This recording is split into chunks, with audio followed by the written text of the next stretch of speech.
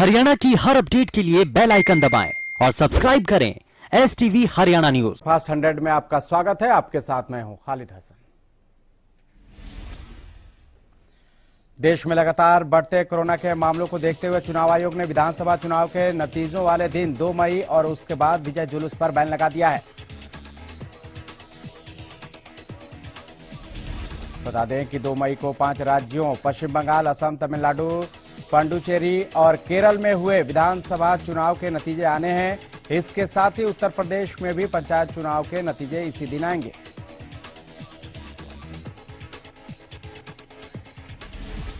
Corona की दूसरी लहर के बीच चुनावी रैलियों और रोड शो न बंद करने को लेकर चुनाव आयोग की काफी आलोचना हुई थी। सोमवार को मद्रास हाईकोर्ट ने भी चुनाव आयोग की जमकर फटकार लगाई थी। मद्रास हाईकोर्ट ने चुनाव आयोग को कोरोना की दूसरी लहर के लिए इकलौता जिम्मेदार बताया।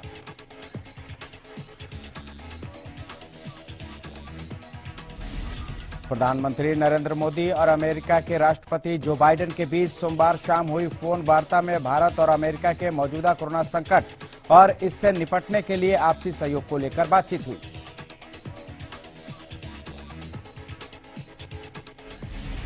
करीब आधे घंटे की इस बातचीत के दौरान प्रधानमंत्री नरेंद्र मोदी ने इस बात पर जोर दिया कि कोरोना टीकों के लिए कच्चे माल की आपूर्ति अबाध रहना चाहिए।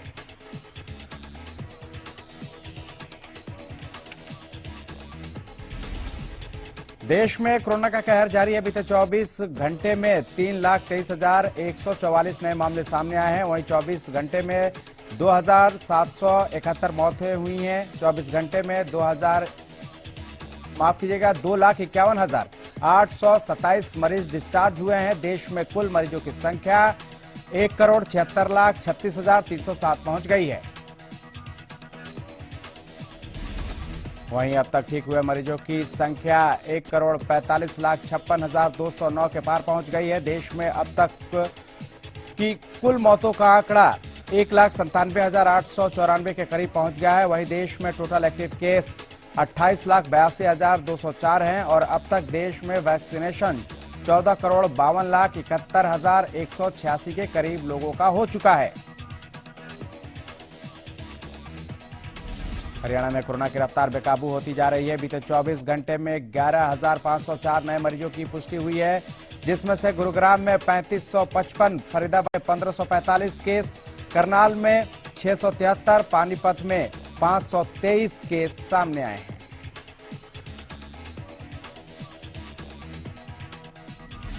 पंचकुला में 434, जिंद में 418 नए मामले, महेंद्रगढ़ में 389, यमुनानगर में 382 केस और एक दिन में कोरोना से 75 लोगों ने दम तोड़ा है। प्रदेश में अब तक 3,842 मरीजों की हुई मौत, तो प्रदेश में एक्टिव मरीजों की संख्या 69,000 के पार पहुंच गई है।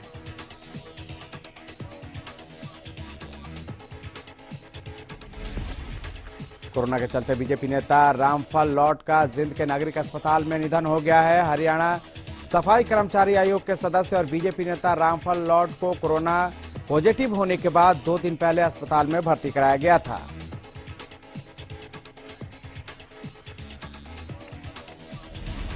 बताया जा रहा है कि कई दिनों से ऑक्सीजन लेवल ज्यादा कम होने से बीजेपी नेता रामफल लॉट का निधन हो गया है।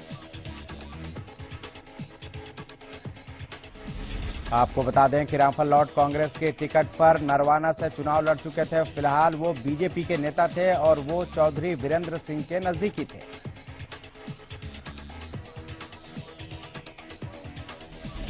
यमुनानगर में केंद्रीय राज्य मंत्री रतनलाल कटारिया ने मीडिया से बात करते हुए कहा कि सरकार के दरवाजे किसानों से बातचीत के लिए 24 घंटे खुले हैं। कटारिया ने कहा कि तीनों कृषि कानून किसानों के हक में है। सीएम मनोहर लाल ने सोमवार को पिरथला के छायांसा गांव में अटल बिहारी वाजपेयी मेडिकल कॉलेज का निरीक्षण किया। इस दौरान सीएम मनोहर लाल ने कहा कि कोरोना की दूसरी लहर के आने से अस्पतालों पर दबाव बढ़ा है, लेकिन व्यवस्थाएं की जा रही हैं। खासकर ऑक्सीजन को लेकर कठिनाइयां आ रही हैं, जिसका हल सरकार ने निकाला है। 2 स्पेशल लिक्विड गैस के अस्पताल 500 बेड के हिसार और पानीपत में बनाए जाएंगे। इन अस्पतालों का शिलान्यास किया गया है। हरियाणा के मुख्य सचिव विजय वर्धन ने प्रदेश के सभी जिला उपायुक्तों को निर्देश दिए हैं कि वो कोविड-19 के बढ़ते प्रसार के मद्देनजर अपने अपने जिलों में 2-2 या 3-3 मैरिज पैलेस, बैंक्वेट हॉल या अन्य कोई बड़ा स्थान तैयार रखें ताकि इमरजेंसी के समय उसका इस्तेमाल किया जा सके। जानकारी दे दें कि इन दिनों क्वारंटीन सेंटर और कोविड हॉस्पिटल बनाने के लिए बड़ी जगहों की जरूरत पड़ी है। मुख्य सचिव ने राज्य में कोरोना के मरीजों के लिए ऑक्सीजन की उपलब्धता और माइक्रो कंटेनमेंट जोन के गठन की समीक्षा करते हुए उपायुक्तों को निर्देश दिए कि वो माइक्रो कंटेनमेंट जोन के गठन के प्रति गंभीरता से कार्य करें। माइक्रो कंटेनमेंट जोन वाले क्षेत्रों में बैरिकेडिंग करवाकर पुलिस कर्मचारियों की ड्यूटी भी लगाएं ताकि पीड़ित मरीज से कोरोना का प्रसार न फैले और लोग लापरवाही न बरतें। उन्होंने शाम 6 बजे के बाद भीड़भाड़ वाले क्षेत्रों में दुकानों के बंद करने के आदेश को पुनः स्पष्ट करते हुए कहा कि किराना दवाइयों की कुछ दुकानों को उपायुक्त अपने विवेक से निर्णय लेते हुए रोस्टर प्रणाली के तहत खुली रखवा सकते हैं। रेवाड़ी जिला सचिवालय में अधिकारियों की बैठक लेने के बाद सहकारिता मंत्री डॉक्टर बनवारी लाल ने पत्रकारों से बातचीत की। इस दौरान उन्होंने विराट अस्पताल की घटना को दुखद बताते हुए कहा कि बीते दिन ऑक्सीजन की कमी से 7 लोगों की जान जा चुकी है। वहीं अधिकारियों को हिदायत दी गई है कि आगे से ऐसी कोई घटना न हो। साथ ही विराट अस्पताल की घटना की जांच होने के बाद दोषी अधिकारी पर कार्रवाई होगी। वहीं कालाबाजारी को लेकर भी सहकारिता मंत्री डॉक्टर बनवारी लाल ने कहा कि कालाबाजारी करने वालों के खिलाफ सख्त कार्रवाई होगी।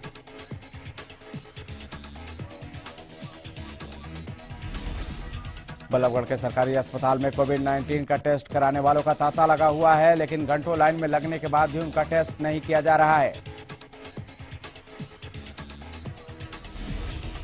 मरीजों का आरोप है कि अस्पताल के डॉक्टर जानबूझकर मरीजों को परेशान कर रहे हैं। मरीजों की माने तो वो पिछले 2 दिनों से लगातार अस्पताल के चक्कर काट रहे हैं, लेकिन डॉक्टर उनको ये कहकर चलता कर देते हैं कि 100 टोकन बांट दिए गए हैं। अब दोबारा अगले दिन आना पड़ेगा। इसकी वजह से कोरोना टेस्ट कराने के लिए कई दिनों के चक्कर काटने के बाद बैरंग लौटना पड़ रहा है, जिसको लेकर मरीजों में नाराजगी देखने को मिल रही है।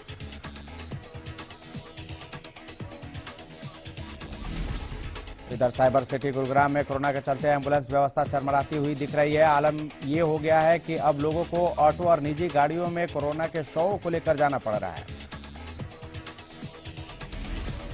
मृतकों की परिजनों ने प्रशासन द्वारा जारी किए गए हेल्पलाइन नंबर पर गंभीर आरोप लगाए हैं। मृतकों के परिजनों का कहना है कि हेल्पलाइन नंबर पर उनसे थोड़ी दूरी के लिए भी 5 से 15 हजार तक चार्ज किया जा रहा है,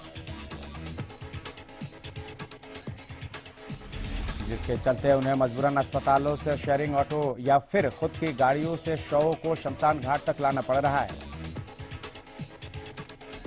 फरीदाबाद जिला मजिस्ट्रेट डॉक्टर गरिमा मित्तल ने जिला के 3 इलाकों को माइक्रो कंटेनमेंट जोन के रूप में नोटिफाई किया है। इन माइक्रो कंटेनमेंट जोन में 1 हफ्ते के लिए 26 अप्रैल शाम 5 बजे से 2 मई शाम 6 बजे तक लॉकडाउन रहेगा। कोरोना के बढ़ते मामलों के मद्देनजर जिले में धारा 144 लागू कर दी गई है। इसके तहत 4 या 4 से ज्यादा व्यक्ति के बगैर अनुमति के इकट्ठा होने पर पाबंदी रहेगी। वहीं ढाबा संचालक का कहना है कि लोगों को सख्ती से सरकारी आदेशों का पालन करना होगा, नहीं तो हम बर्बाद हो जाएंगे।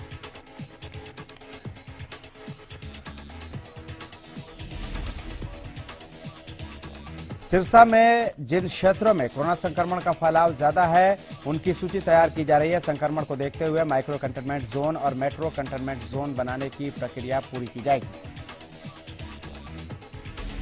सिरसा के civil surgeon doctor Krishan Kumar ने इस बारे में जानकारी दी। अप्रैल में तेजी से बढ़े कोरोना संक्रमण पर चिंता जताते हुए कहा कि सिरसा के एचएसवीपी और आसपास के इलाकों और सभी अति प्रभावित क्षेत्रों और कॉलोनियों को चिन्हित कर कंटेनमेंट जोन की प्रक्रिया शुरू की जाएगी। उन्होंने कहा कि सिरसा में पिछले 3 दिनों में ही बड़ी संख्या में कोरोना पॉजिटिव के मामले सामने आए हैं, उसको लेकर ही ये कदम उठाए जा रहे हैं। कोरोना संक्रमण के बढ़ते खतरे को देखते हुए प्रशासन की ओर से कई कदम उठाए जा रहे हैं। कोरोना संक्रमण को फैलने से रोकने के लिए करनाल में प्रशासन ने धारा 144 लागू कर दी है, जिसके बाद अब अनावश्यक रूप से एक साथ 4 से ज्यादा लोग इकट्ठे नहीं हो सकते। वहीं करनाल के सेक्टर 7 और सेक्टर 8 के पार्ट 2 को कंटेनमेंट जोन बनाकर लॉकडाउन लगा दिया गया है। स्वास्थ्य विभाग की टीम इस इलाके के घर घर में जाकर स्क्रीनिंग करेगी। जिनको लक्षण होंगे उनका टेस्ट किया जाएगा। ये लॉकडाउन सेक्टर 7 और सेक्टर 8 के पार्ट 2 में फिलहाल 1 हफ्ते के लिए रहेगा। फतेहाबाद में प्राइवेट अस्पताल के बाहर ऑक्सीजन को लेकर मरीजों के परिजनों ने जमकर हंगामा किया। दरअसल फतेहाबाद के सद्भावना प्राइवेट अस्पताल में कुछ ही घंटों की ऑक्सीजन बचने की भनक लगते ही सद्भावना अस्पताल के बाहर मरीजों के तीमारदार एकत्र हो गए।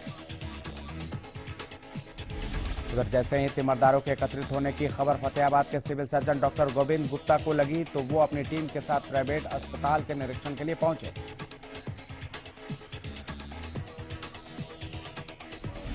इस दौरान तीमारदारों ने सीएमओ को घेर लिया और उनके साथ जमकर बहसबाजी हुई। हालांकि सीएमओ ने तत्काल ऑक्सीजन की व्यवस्था कराते हुए जल्द ही और ऑक्सीजन सिलेंडर मुहैया कराने का आश्वासन दिया है।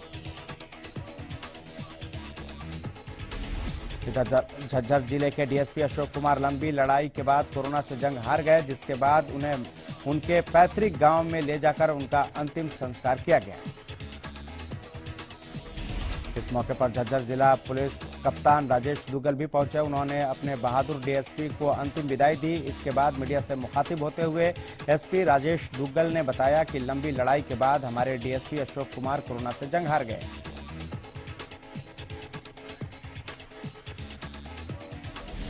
कुछ दिन पहले कोरोना के लक्षण दिखने के बाद उन्हें इलाज के लिए भर्ती कराया गया था, लेकिन वो कोरोना को मात न दे सके।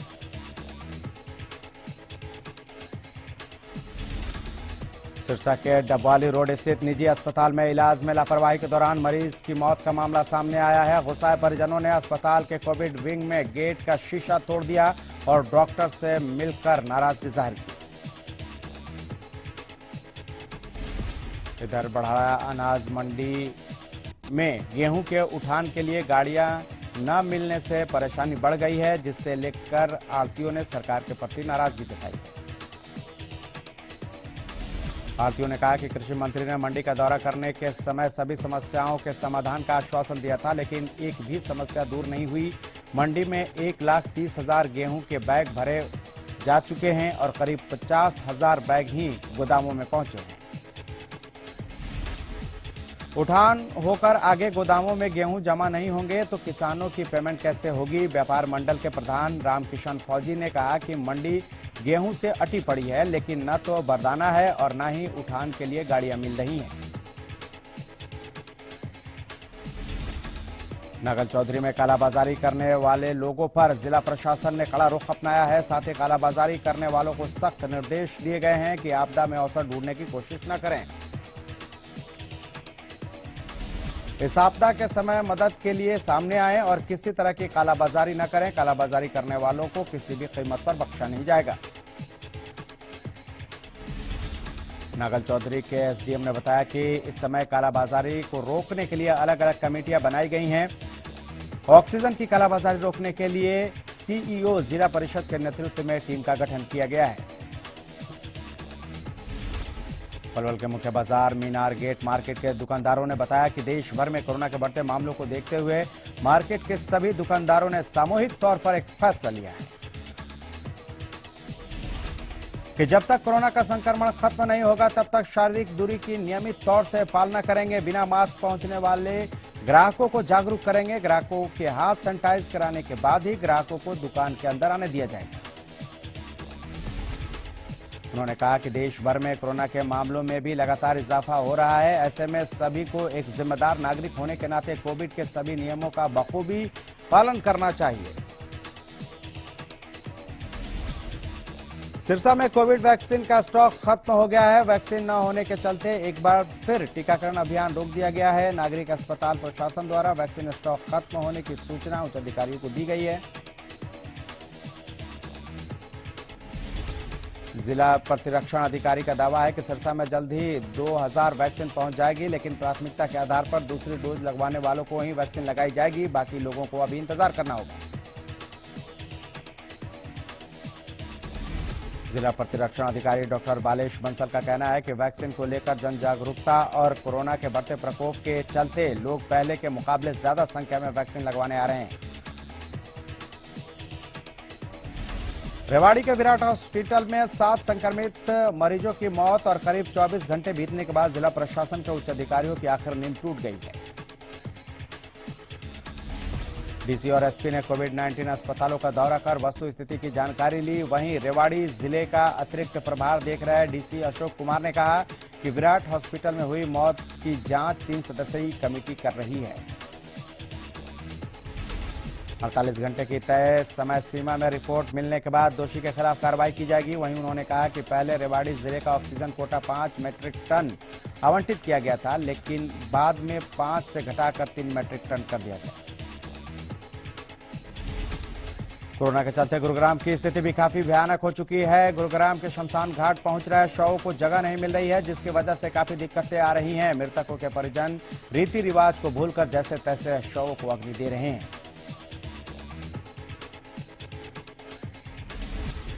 हालात इतने बुरे हो चुके हैं कि शवों का अंतिम संस्कार भी मानो कोरोना के इशारों पर किया जा रहा है। समय पर जगह नहीं मिलने के कारण कोरोना मरीजों के शवों को परंपरा के खिलाफ जाकर रात के अंधेरे में अग्नि दी जा रही है। हरियाणा पुलिस के डीएसपी अशोक कुमार का आज सुबह निधन हो गया। वर्तमान में जिला झज्जर में तैनात डीएसपी अशोक कुमार को बीते दिनों कोरोना वायरस से संक्रमित होने के बाद उन्हें एम्स भाड़ासा में एडमिट कराया गया था। सोमवार को उपचार के दौरान उनकी मौत हो गई। डीएसपी अशोक कुमार के निधन के बाद से पूरे झज्जर पुलिस विभाग में शोक की लहर है। वे झज्जर जिला के बादली में डीएसपी के पद पर तैनात थे।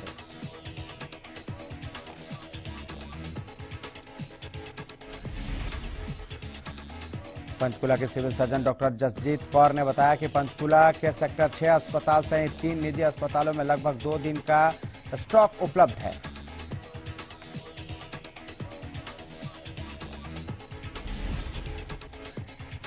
पंचकुला में 7000 मैट्रिक टन की कैपेसिटी है और रोजाना ऑक्सीजन की 2800 मैट्रिक टन की खपत हो रही है। उन्होंने कहा कि पंचकुला में किसी तरह से ऑक्सीजन की किल्लत नहीं है। अस्पताल प्रशासन की तरफ से ऑक्सीजन ऑडिट कमेटी भी बनाई जा रही है।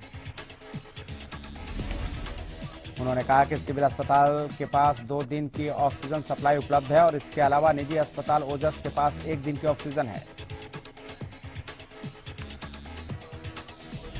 फरीदाबाद के सेक्टर 25 की गली नंबर 6 स्थित ऑक्सीजन प्लांट पर ऑक्सीजन के लिए लोगों की लंबी लंबी कतारें देखने को मिल रही है। यहां न सिर्फ मरीजों के परिजन लाइन में लगे हैं, बल्कि डॉक्टर भी लाइन में लगकर ऑक्सीजन के लिए अपनी बारी का इंतजार करते नजर आए। प्रदेश में कोरोना संकट के चलते अब हरियाणा रोडवेज पर भी बड़ा प्रभाव देखने को मिल रहा है। बसों में 50% यात्रियों के सफर करने का नियम लागू होने और कई रूटों पर बसों की सर्विस बंद होने के बाद अब सोनीपत रोडवेज विभाग ने बड़ा फैसला लिया है। रोडवेज विभाग की ओर से फैसला लिया गया है कि अब रोडवेज कर्मचारी ऑड इवन के आधार पर काम करेंगे। वहीं किलोमीटर स्कीम के तहत चल रही बसों की संख्या को भी कम कर दिया गया है। अंबाला छावनी नगर परिषद ने कोरोना महामारी को देखते हुए मंडे मार्केट को बंद करवा दिया है। दुकानदारों ने नगर परिषद की इस कार्रवाई का विरोध करते हुए कहा कि उन्हें दुकान लगाने से पहले बता दिया जाता तो वो दुकान नहीं लगाते।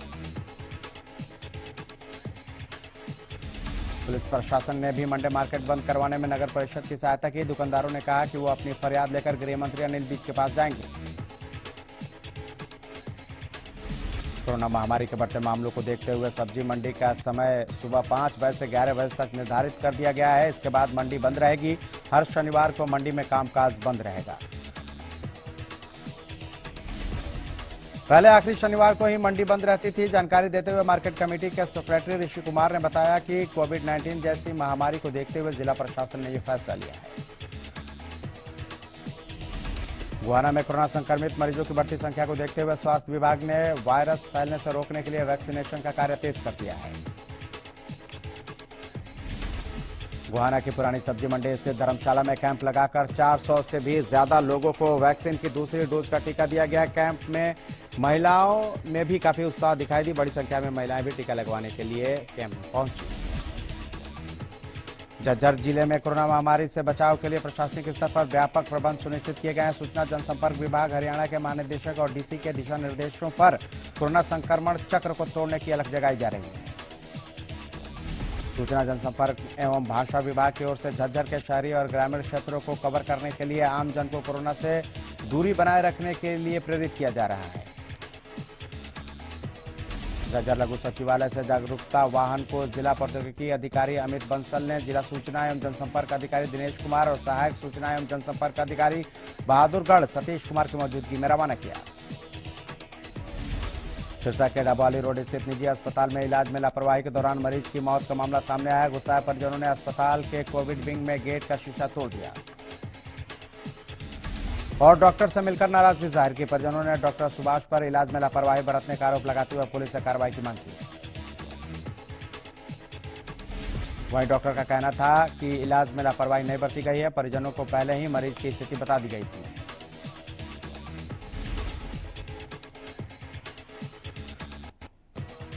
सोनीपत के मारा गांव के रहने वाले किसान 15 दिन से अपने गेहूं की पेमेंट के लिए दर-दर की ठोकर खाने को मजबूर हैं, लेकिन उनकी गुहार सुनने वाला कोई नहीं है,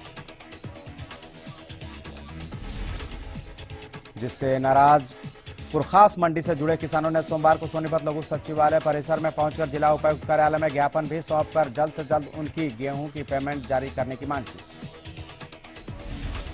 पीड़ित किसानों ने बताया कि इस संबंध में वो आढ़तियों के साथ साथ मार्केट कमेटी हैफेड के अधिकारियों से भी मुलाकात कर चुके हैं, लेकिन कहीं भी उनकी सुनवाई नहीं हो रही है।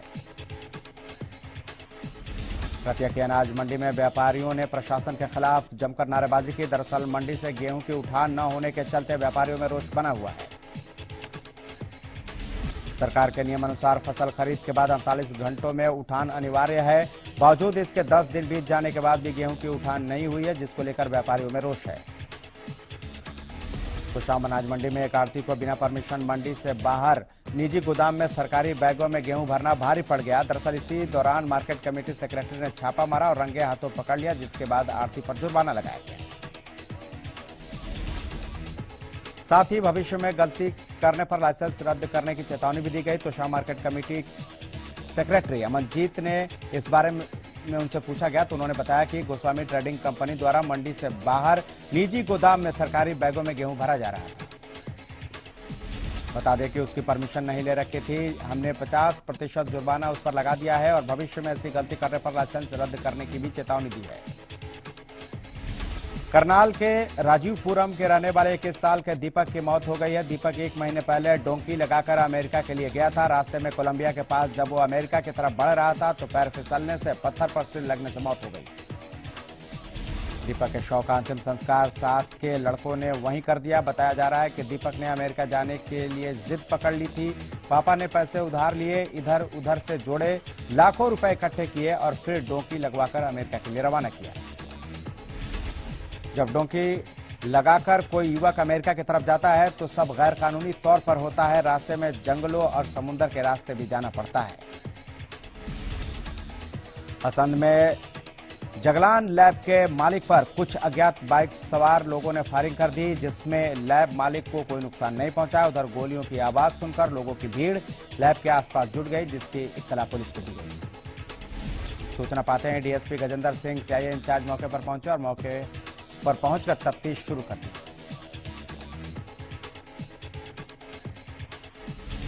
इस मौके पर डीएसपी गजेंद्र सिंह ने बताया कि देर शाम को बाइक पर सवार 2 लोग आए और उन्होंने लैब मालिक राहुल निवासी उपलानी पर गोली चलाई और भाग गए। पुलिस फिलहाल आरोपियों की तलाश में जुटी है। चीन की सुचियान एयरलाइंस ने भारत आने वाले सभी कार्गो फ्लाइट पर अगले 15 दिन के लिए रोक लगा दी है। इन कार्गो फ्लाइट के द्वारा भारत की कई निजी कंपनियां चीन से ऑक्सीजन कंसंट्रेट और कई अन्य जरूरी मेडिकल डिवाइस मंगाने वाली थी। चीनी एयरलाइंस का यह निर्णय चौंकाने वाला है, क्योंकि चीनी सरकार ने भारत में कोविड-19 के बढ़ते मामलों की वजह से खुद सहयोग और समर्थन देने का वादा किया था। कोरोना वायरस की ताजा लहर से जूझ रहे कर्नाटक ने 2 हफ्ते के लिए लॉकडाउन जैसी पाबंदियां लगाने का ऐलान कर दिया है। मुख्यमंत्री बीएस येदियुरप्पा ने सोमवार को ऐलान किया कि राज्य में दिल्ली और महाराष्ट्र